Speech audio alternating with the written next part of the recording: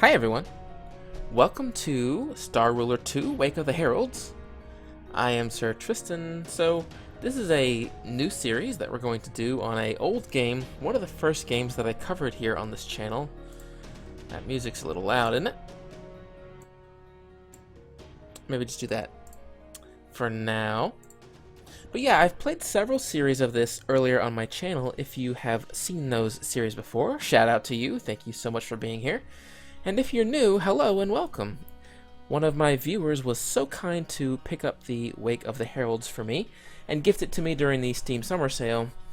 And I've been wanting to jump into this game again, and this was the perfect opportunity. So I haven't played in about 6 or 7 months, so we're going to do the tutorial together. And I'm just going to read it off, and we're going to remember and learn how to play at the same time. And this will be episode 1 of the new series, something like the Tristanians Rise Again or something. We'll see what it's called, but a glorious age dawns in the Empire's 4th millennium. The discovery and colonization of the new galaxy is well underway and proceeding smoothly, attracting people from all over the Empire to settle on rich frontier worlds and try to improve their lot. Or so the news links say. Right, okay. Yep. Familiarize yourself with the command console view screen. Look around with WSAD, scroll in and out with the mouse wheel. Right click to drag to rotate. Cool. Upper left corner of the screen are the controls. Pause. Yep, with resume. Can I go forward, backwards, backwards, forwards, backwards? Not backwards, but slow down, speed up. Okay, good. The flagship is long range sensors. I picked up FTL gate. Destroy the gate. Okay. Left click your flagship to select the fleet. So there's my flagship there, the battleship. It's attached to a big chunk of rock apparently. And then I have all the little guys here. Right click an enemy fleet to attack. Like so.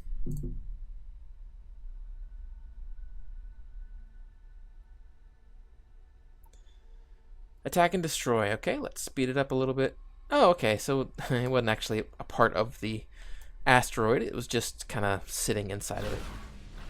Alright, let's slow it down to get a first look at battle here.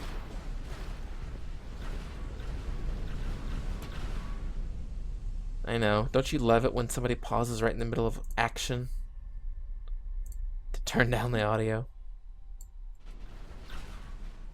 I want you guys to be able to hear me. That's a lot of laser beams. It does look a little bit better than Stellaris does though. Mostly because I guess they didn't slam right into each other. Okay, attack. Can I? Okay, good. I can actually give attack commands in the middle of combat, which is good. It's a bit more of a real-time strategy game, you know, actually making those decisions. And then we'll destroy the gate. Looks pretty cool, yeah?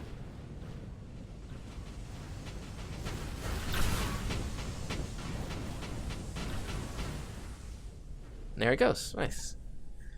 The colony we're protecting is situated in a neighboring system, Lilith. It's about time we got over there and boss them around a little, okay? Use of all FTL methods is limited by the available FTL energy up here. That's one of the coolest things about this game, by the way, is their FTL, which you'll see in the next episode. But this energy is harvested through using special tuning crystals found only on a few planets in the galaxy. The further away you try to jump, the more energy it costs. Try ordering your fleet to use their hyperdrives. With your fleet selected, press F. And so I can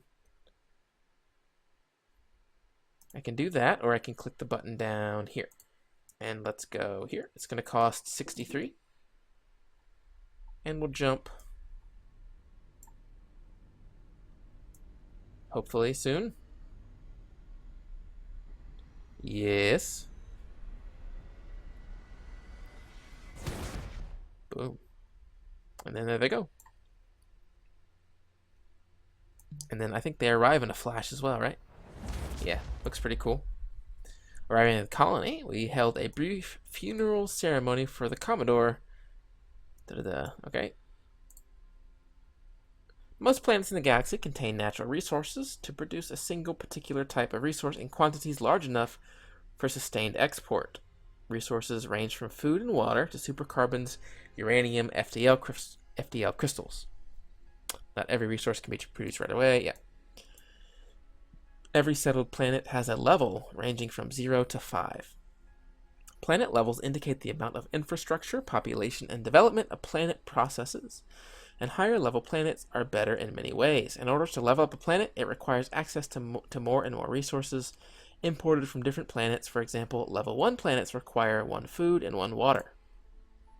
When you export a resource, the original planet no longer has access to that resource. So you basically export 100% of whatever that resource is. Because planets require resources from other planets to level up, not every planet can be high-level powerhouse. It is important to carefully choose which planets to send resources to, and which higher-level resources to start producing. In our case, we want to level up Spacewood to level 2 to gain extra income and population. Where is Spacewood? There's Spacewood. Okay. To reach level 2, Spacewood requires a Tier 1 resource, such as native gold, and another food, such as grain. Select Spacewood and right-click a planet you wish to colonize and choose Colonize with Spacewood.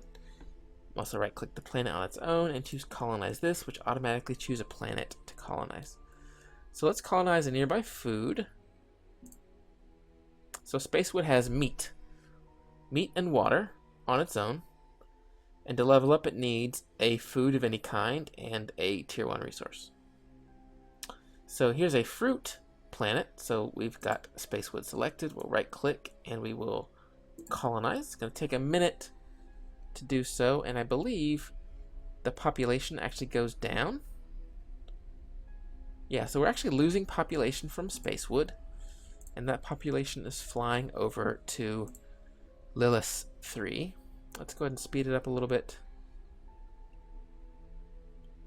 There's our colonization meter. There you go, and we've hit 1, or 1 billion, I suppose. Export the food resource to Spacewood by left-clicking and dragging from the food planet to Spacewood.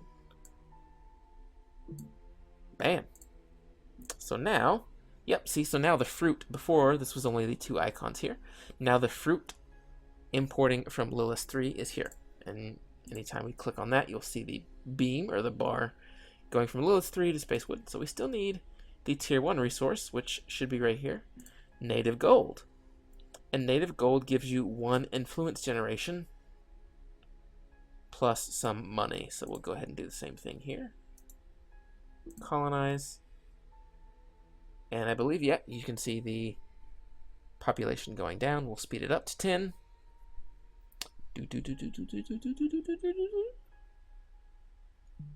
There we go. Same thing, queue export of Tier 1 to Spacewood, so left click and drag. Now we don't actually have native gold yet, because in order to get native gold, we're going to need a level 1. Planets must be level 1. So I believe, well, let's just read. Next we need to upgrade 2 planets. Each planet level has a growing need of more resources of different tiers. Every planet requires a source of water, and each level requires an additional food. On top of these, higher levels have a number of Tier 1 and Tier 2 resources, have a need of Tier 1 and Tier 2. At any time, you can check what type of resources a planet will need to upgrade by selecting the planet and looking at the bottom left. So again, down here. Click on Spacewood. You see down here we need, for level 2, we need 1 Tier 1. We've queued up native gold, but we don't have native gold yet because we need Tier 1 on this planet for it to become, for it to export correctly. Your new planet must reach level 1 to produce and export its Tier 1 resource. To reach level 1 and use its resource, we must import a food and a water, because this has no food and water naturally. It only has gold. So it'd be like, I guess, if there was gold on Mars or something and there was no food or water. Okay. Resources can be exported anywhere in your empire border. Your trade border, which is here, this gray thing, trade border, shows systems that will become tradable once colonized. Water is available nearby Autotac.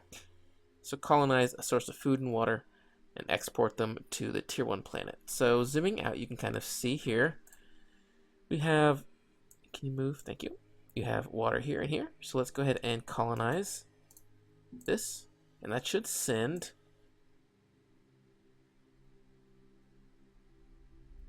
Yep, sure enough, we have colony ships. This is the highest. I believe it goes by the highest population planet nearby. So we'll do that, and we'll also queue up, and you can see the little yellow arrow.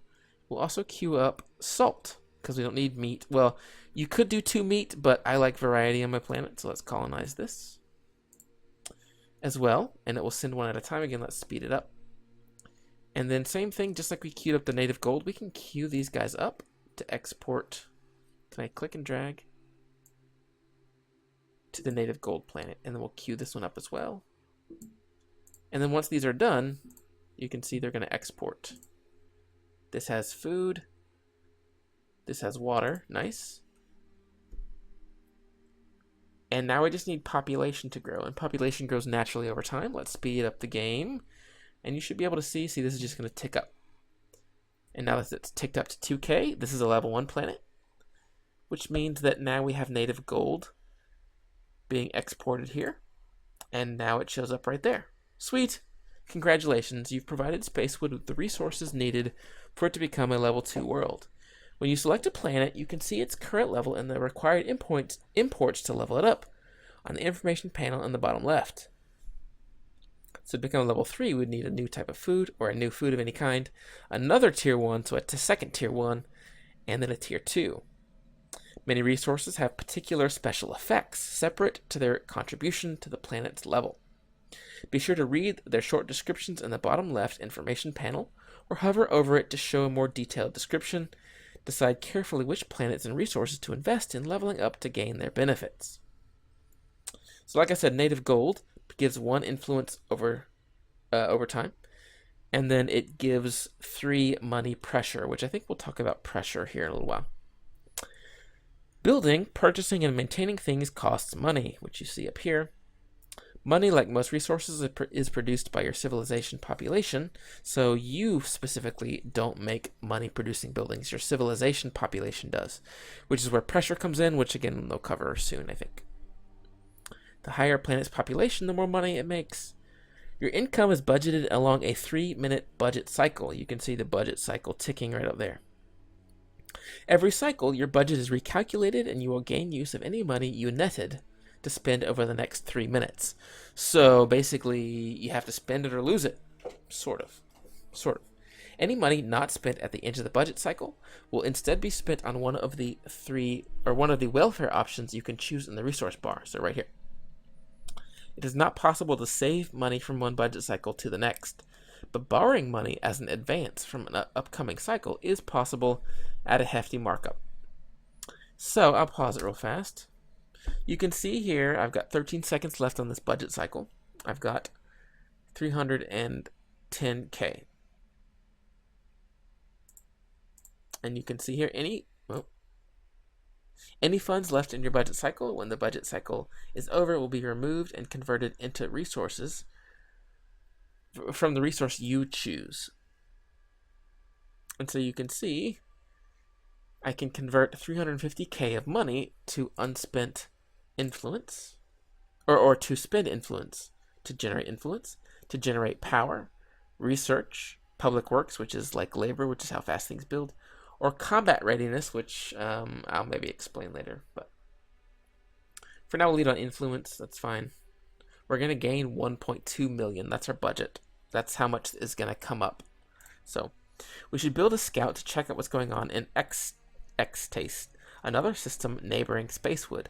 The enemy may be trying to sneak another FTL gate. So we'll open the planet management screen on Spacewood here by double-clicking. And here's our planet. Resources that you generate over here. Population, pressure capacity, which again I'll get into later. How much money the planet makes. The loyalty, which is how loyal they are. Loyalty is how well they can withstand bombardment from enemies. It's kind of like your how happy they are to basically sit there and be blown up, which is really depressing and weird. But influence stake, how much influence we get, and then labor per minute, which is how fast we build. Oops. Construct a scout ship, which is here. And Scout's been queued up. Note how the Scout design indicated would cost 39K, which you can see right here. And then it says 46. It says wrong, but 42K. The first number indicates its build cost, which is what you need to spend it to build it. The second is its maintenance cost. So each subsequent budget will be reduced by 42K as long as the Scout is alive. While we wait for our Scout to finish constructing, let's order some additional support ships for our original battleship fleet. Close the planet management. Open the fleet management on the battleship, which is here. And then there's a fleet management button somewhere. Oh, we just double click. There it is, but I believe it's the same button. It is, okay. So here we have a support capacity. So the big ship is our flagship for that group, and then each one of these smaller ships is a support. Click Add Support Group and order 10 additional beam ships to be added. Add Support Group, Beam Ship 10. It will cost 90K, but cost none to maintain. Wait for Spacewood to finish constructing the Scout. Okay, just said it was going to take about 11 seconds. So we'll unpause and count it down. 5, 4, 3, 2, 1. Scout. And he should be. These are the beam ships that I ordered. I ordered it here, so you could either build it on the planet itself, or you could order it on the actual fleet in the system, and it will build from that planet. Great, your fleet will automatically order its new queued support groups from any nearby planets. That's what I was saying. Beam ships are going over.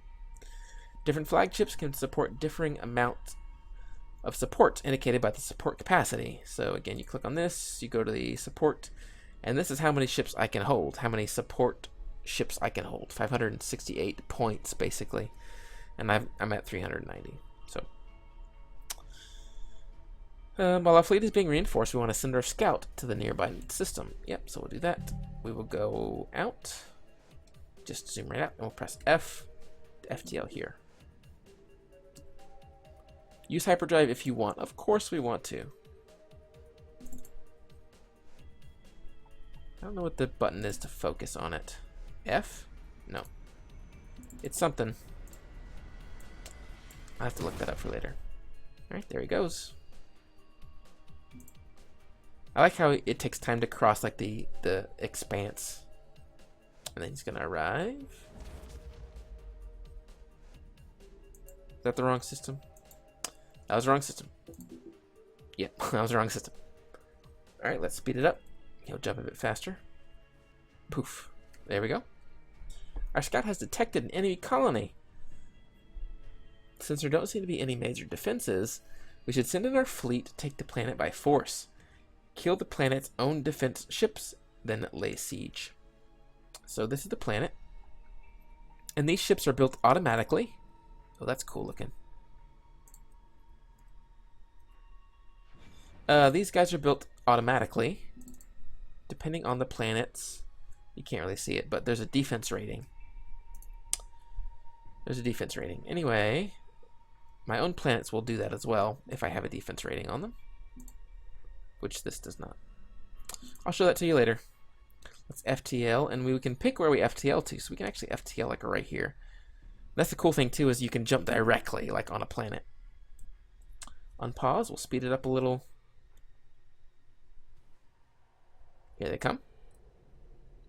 So they're gonna warp in, and it's just like in a Star Trek movie, you know, where like they just warp in and just like all hell breaks loose right away. Boom. Super cool.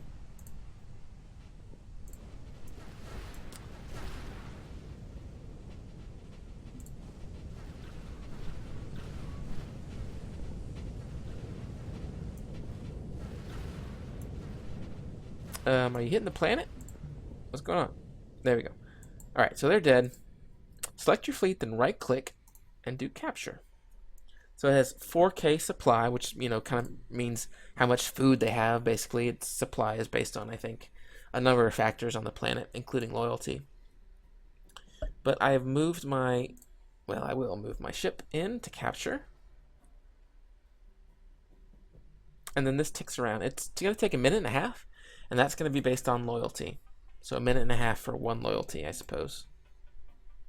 And it also depends on, I think, how big your fleet is as well. So this is capturing. We'll speed it up a little. Tick, tick, tick, tick, tick. I don't know what he's shooting at, but there we go.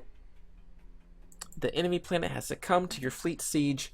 The colony is now yours. And I should export phasite. So it has phasite, 1 additional research production per 5 billion population. And it provides research pressure. So we're going to go ahead and export that. I can just, I think, left click on it. And then, oops. Is it a tier 2? It's not. It's not a tier anything. So this is just a bonus resource. And then we will right click, export phasite. There we go. In addition to the planets requiring particular types of resources to level up, resources can provide their consuming planet with pressure. Here we go. Civilian population on the planet will automatically develop civilian buildings on the planet's surface to produce the type of pressure being imported. One of money, influence, energy, research, defense, or labor.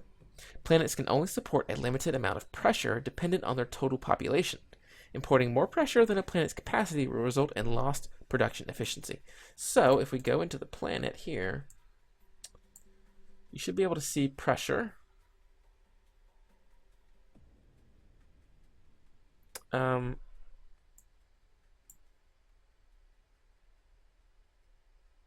Imported pressure 5. Somewhere in here it actually tells you. So there's 2 imported pressure from the research. Where's the other 5?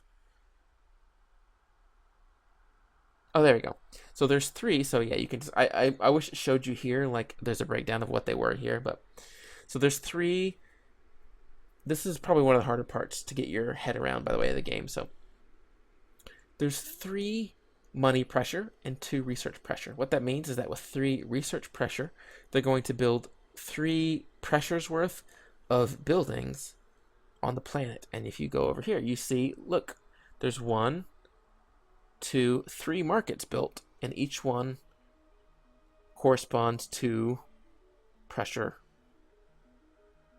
So these guys are going to make money, and each population, by the way, takes up 1 city. So there should be 8. 1, 2, 3, 4, 5, 6, 7, 8. So there's 8 here. And then 3 money pressure, and then there should be 2 universities, yes. And each one is going to generate 1 research. I think it's 1.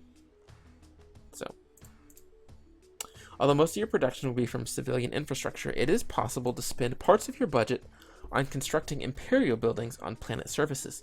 These buildings generally cost a lot of money to build and maintain, but can give you benefits that are not otherwise available. So you can click on, you can build your same. So like, let's say I wanted to build a research complex, right? It'd be the same thing as a university, but it's sanctioned by the government, and so I can just place it. So speed up your research by selecting research complex, placing it on the surface. So these are all the tiles that that can be built. This is considered dead space, basically. Nothing can be built here. Undeveloped, undeveloped forest, undeveloped ice, undeveloped ocean, and then developed. So research complex right here. You can see it's going to take 300,000 to build right now, and then 160,000 to maintain. But it does more than just provide 1 research. It also adds an additional research pressure, which means that they're going to build, the civilians on this planet will build the research as well, which means this is actually worth 2 in the long run. This will be actually worth 2. And then you get reduced maintenance on crystallic biomes, whatever that means. Put it right there. Resources that give research pressure will produce research points, which you can see up there. I get 2.9 per second. Research points are used to unlock technologies on the research grid, which have various effects and improvements. You can only research technologies adjacent to the ones you already have. Switch the research tab. So you click on research up here. And here's the tech tree. It's nice and branchy. There's a lot of really cool stuff way out here. Planetary thrusters move planets around. What are some of the other ones way out here? Artificial planetoid. You build your own planet.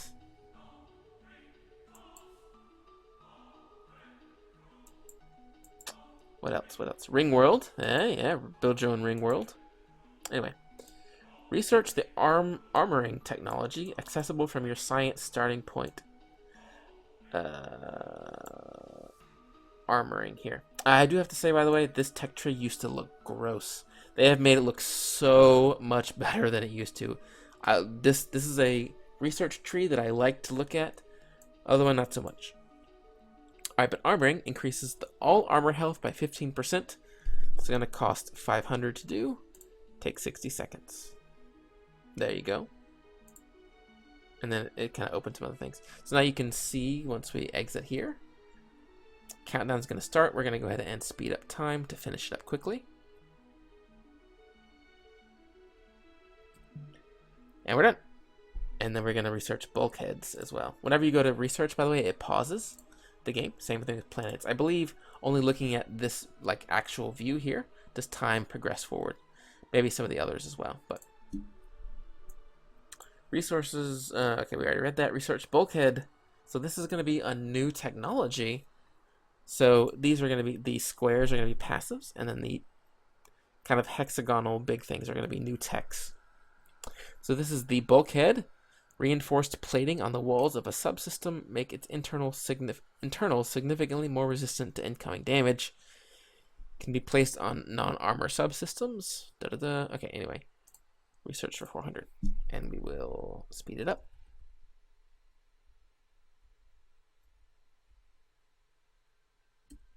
And it is... It's all done. Now we're going to talk about the designs, which this is the part of the game that I never understood. So bear with me. Every ship you build, flag, or support ship is based on a design. In order to build ships equipped with our recently unlocked... Okay. In order to build ships equipped with our recently unlocked bulkhead, we need to change one of our designs to use it. So we'll open the designs. Here's all our designs. These are the ones that are built already. Click the heavy carrier design in order to edit it. Alright, so here is the ship. Every design consists of subsystems. So subsystems can consist of any number of hexes and can be painted in any shape on the design. The larger the size of the subsystem, the better it is relative to the other subsystems on the design. So this is real tiny, this fusion generator, but this is huge, this rocket engine. So we're going to have a lot of rocket engine, because there's two, right? We're going to have really big engines, but then a teeny tiny fusion generator. Some of the subsystems have core hexes like this one and this one for the gun turret. If a core hex is destroyed in combat, the entire subsystem shuts off. Everything is directional, so you get shot from the front. The things in the front are going to take damage. So these armor plates, these support commands, things like that. Let's make the heavy carrier a bit more heavily armored by adding some plate armor hexes to protect its core hexes up here. Select plate armor from the subsystem list on the left by first clicking defense, then clicking plate armor. So we're going to place them right here like that. There we go. And now we're completely covered. I could maybe get rid of these like that, because the chances of a beam kind of coming in perfectly right there would be pretty bad. In addition to adding subsystems, it's also possible to add subsystem modifiers inside a subsystem. So like putting something in here or something here. These things, like bulkheads and targeting sensors, can improve or alter the statistics of a subsystem. So we're going to add a bulkhead. Bulkhead, we need to go to modifiers. Find the bulkhead. So this is going to increase the health of all the hexes, but increase the build cost, so make it more expensive.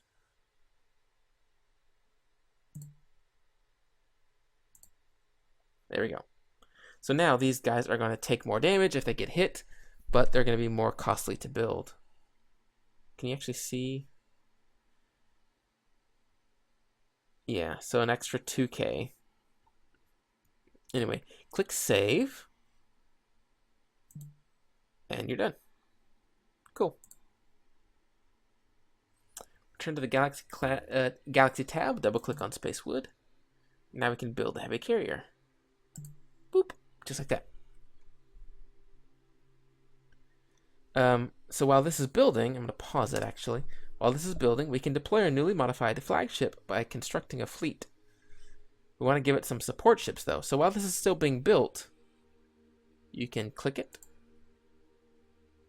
and then click on these circular ships to add support ships. So we'll add 10. There you go. Then when I unpause, the heavy carrier is going to be built, and then the beam ship should also be built at the same time. Oh, I built way too many. So each beam ship is, what, a stack of them probably?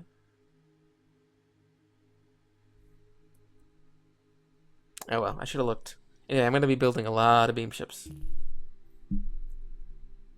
And there we go. And now we have a heavy carrier with just a bunch of beam ships. How many? 27.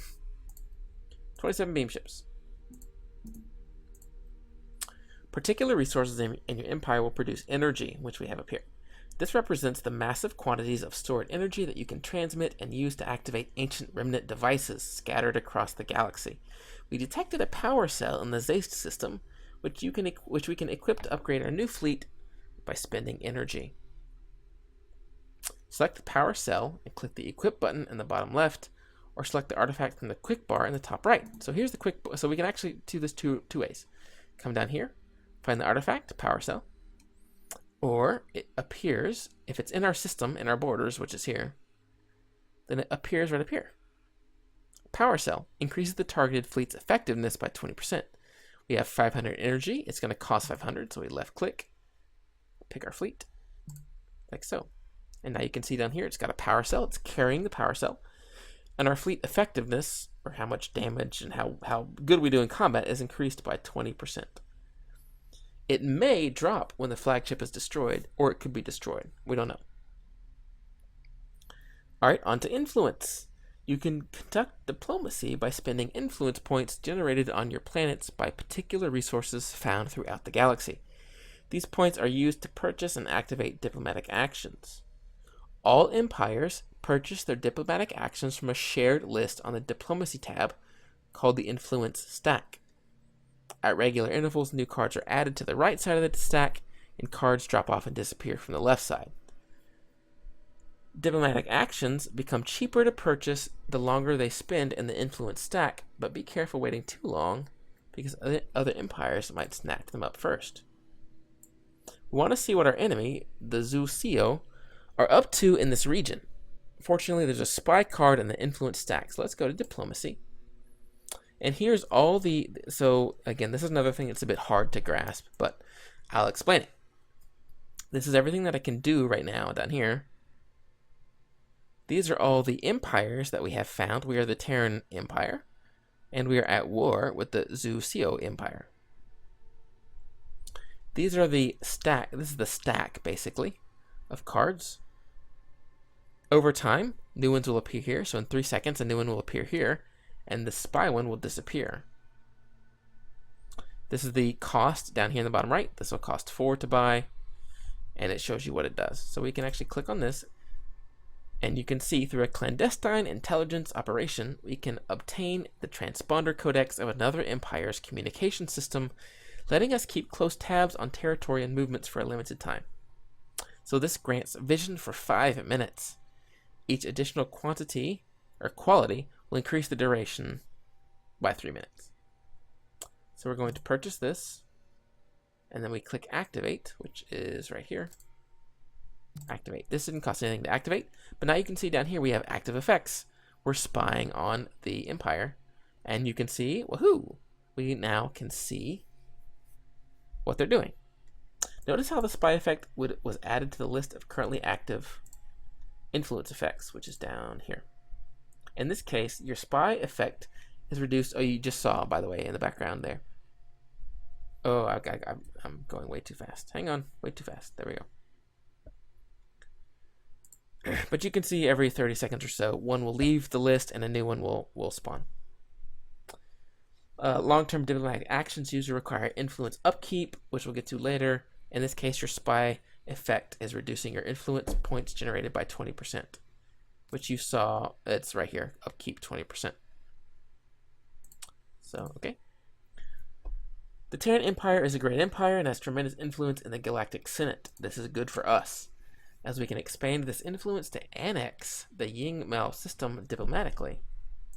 So we have annex system card down here. Putting pressure on the Galactic Senate to act, we claim that the people of the system are better off under our benevolent rule. The empires that control it are no good for the population. So we can activate this and basically pick a planet. And we can just choose to annex it. So we're going to choose the... Oh, it's everything. Ho-ho! So instead of conquering diplomatically, or with military, if you wanted to, you could focus on building your influence, spend your influence on these cards that pop up here, like Annex System, and then activate them. Now, certain diplomatic actions require you to pass votes in the Galactic Senate in order for them to take effect. Annexing a system is one of those votes. So, if I was growing super strong and all the other empires did not like that, they could all vote against me when I'm doing things like trying to annex systems. All votes have a current support level indicated by the active sum. So +1 for, 0 against. Empires can pay influence to play support cards into a vote, increasing or reducing the support level. While an influence vote or proposition has a positive support, its green bar will fill up. So you can see it filling up right there. The remaining time for it to pass, 2 minutes and seconds. When the support level is negative, the progress on the green bar is removed and then a red bar fills up. And then when it falls to 0, the vote is rejected. So the Zuxiao have of course used one of their cards, their rhetoric cards, to add 1 against. Use one of your own actions to get the support level back into the green before the vote becomes red. Use negotiate.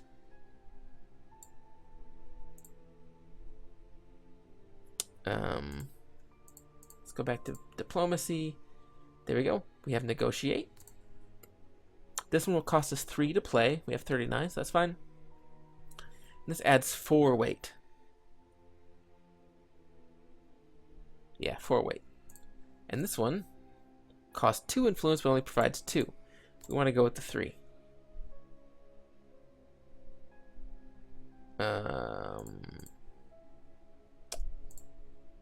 Oh, here we go. They weren't showing it before. We'll play in support. And now we have 5 for and 1 against. So now we're going to move time forward a little bit and just see what happens. If he plays anything against, which he did, that's fine. We don't need to worry about that. Let's go ahead and play +2 for in support of. And I think he's out of cards, maybe. Is he out of cards?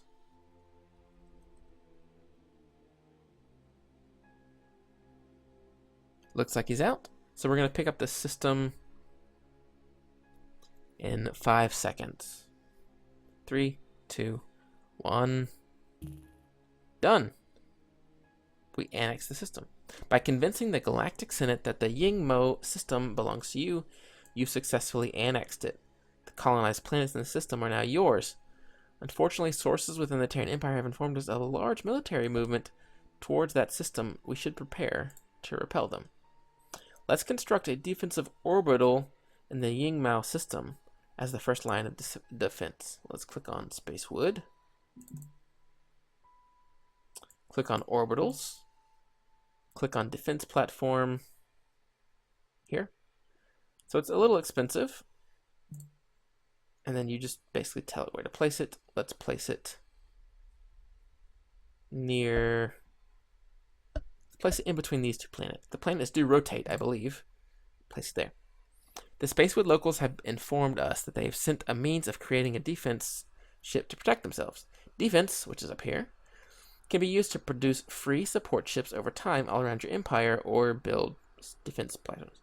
To determine which systems or planets receive defense ships, you need to mark them to use the defense. Right-click the Yingmao star and use defense. So now, these 10 defense per minute will be built, or will be used on these systems to automatically generate support ships around each planet. Those support ships don't cost anything, they're free, they'll just sit there and defend the planet. While we wait for our defense, move your heavy carrier fleet to Yingmao. So let's find it, it's down here. We will FTL over here. Speed up time a little bit. This guy is still building.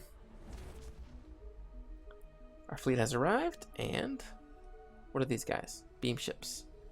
So it looks like these are still reinforcing. Yep, not quite full yet, so it's still reinforcing. When you're ready to defend against the invading fleet, press the fight button. They just invaded, let's repel them. Here they are. We will attack. Our defense platform is doing good work. Shooting all kinds of missiles and things. Looks like they're attacking the planet. Maybe they can't reach it. Then my ships are heading over. They're very slow. But very shortly, the Zhu Xiu will be dead.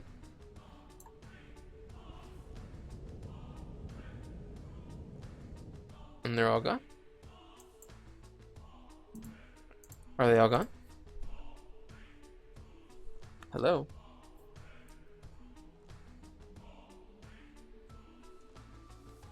Oh no, they're not dead. Attack here and attack here. Speed up time, we'll just get rid of it. But by the way, the reason why this is taking such big turns, by the way, is because of inertia. Ships have inertia. They do sometimes have to employ it to slow down.